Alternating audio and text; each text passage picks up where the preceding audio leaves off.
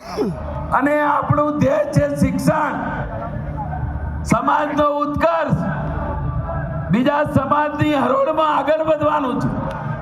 કોઈની લીટી આપણે ટૂંકી કરવી નથી, આપણા સમાજની લીટી લોબી કરવી. અને એના માટે જ્યાં સુધી આપણે આપણા ધ્યેયને પ્રાપ્ત ન કરીએ ત્યાં સુધી મંડ્યા રહો.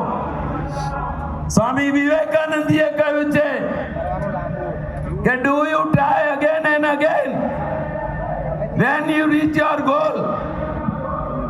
જ્યાં સુધી આપણે આપણો ધ્યેય શિક્ષણનો ધ્યેય એ પૂરો ના કરીએ ત્યાં સુધી આપણે સતત કામ માટે મંડ્યા રહેવું પડશે, જાગૃત રહેવું પડશે, સમાજની એકતા બતાવવી પડશે, એક સાથે સમાજનું કામ કરવું પડશે.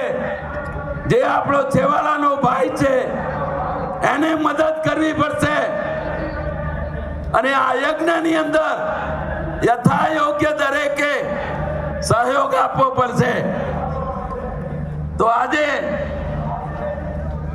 આપ સૌને વિનંતી કરું છું કે આ શિક્ષણ રૂપી યજ્ઞની અંદર આપ સૌ સહભાગી બનો એવી વિનંતી સાથે આપ સૌ આટલી મોટી સંખ્યામાં પધાર્યા એ બદલ બધાનો ખૂબ ખૂબ આભાર.